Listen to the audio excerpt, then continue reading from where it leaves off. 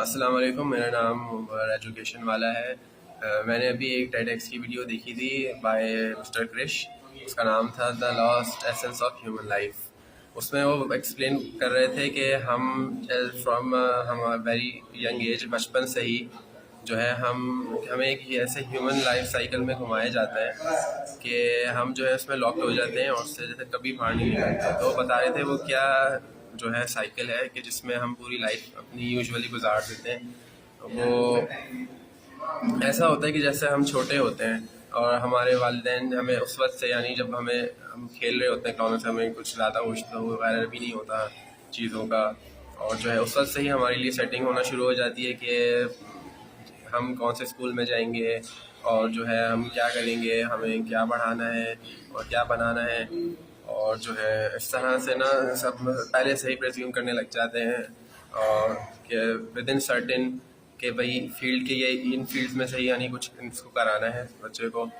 तो ऐसा होता है, हम सब स्कूल जाते हैं और सब जो है एक ही तरह के एग्ज़ाम देते हैं, एक ही तरह से पढ़ाई जाती है हमें हर चीज़।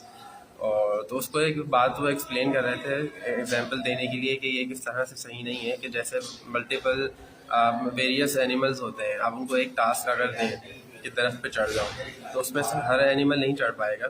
सबकी अलग स्ट्रेंथ होती है, सबकी वीकनेसेस होती हैं। जैसे बंदर है वो दरख्त पे बड़ी आसानी से चढ़ जाएगा, और जो है घोड़ा है वो नहीं चढ़ पाएगा, और जो है हाथी है वो नहीं चढ़ पाएगा। हालांकि इन सब की जो है क्लियर स्ट्रेंथ भी है। हाथी की जो स्ट्रेंथ है वो किसी में नहीं होती, और जो है जो घोड़ा होता है उसके जो जितने यूजेस हैं वो जो है वो उसकी स्ट्रेंथ है, तो उसको इतना वैल्यूबल एनिमल बनाता है घोड़े को।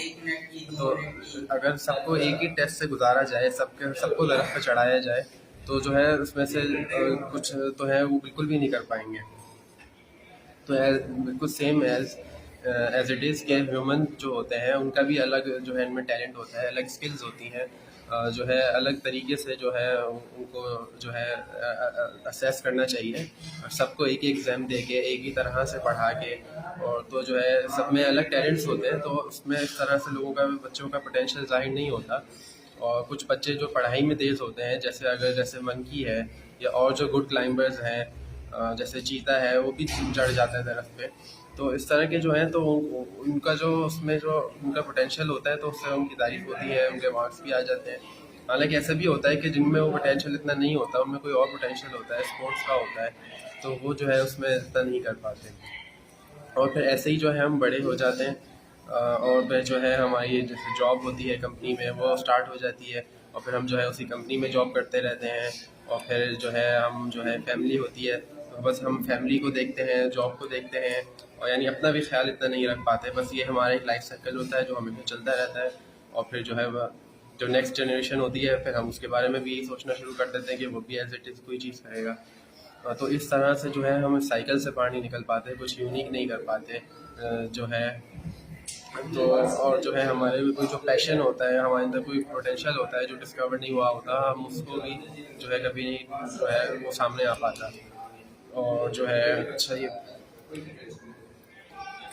तो हमें जो है ना अलग से सोचना चाहिए, हमें जो है सर्कल से जो है निकलना चाहिए, और जो है कुछ यूनिक करते हुए अपने पैशन को जो है ढूंढते हुए हमें डरना नहीं चाहिए। क्योंकि जो अलग ही कोई कुछ करता है तो ऐसी तरह से इन्वेंशन होती हैं, इसी तरह से डिस्कवरीज होती हैं। अगर सब लोग एक ही चीज़ पे चलते रहेंगे, एक ही ट्रैक पे चलते रहेंगे और एक ही मंजिल पे सबका रुख होगा, और कोई वहाँ से अलग डायरेक्शन में नहीं जाएगा, कोई और दूसरा रास्ता कोई एक्सप्लोर नहीं करेगा, तो इस तरह तो हमें कुछ मालूम भी नहीं होगा कि और क्या क्या हो सकता है।